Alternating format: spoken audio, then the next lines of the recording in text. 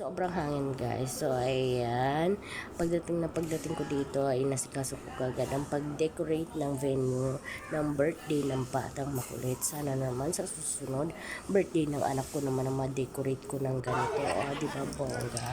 Tapos ito naman guys, yung swimming pool na pinakita ko sa inyo nung nakaraan sa reels, na swimming pool pero walang tubig. Di ba charot? So ayan, naka-ready na siya kasi ilalagay na ang mga pagkain. So, darating na yung mga bisita. Ayan, nag-cutex na rin ako.